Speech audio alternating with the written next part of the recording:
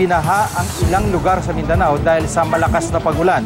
Sa Senator Ninoy Aquino, Sultan Kudarat, nahirapang makatawid ng kalsada ang ilang mga residente dahil sa mataas na tubig.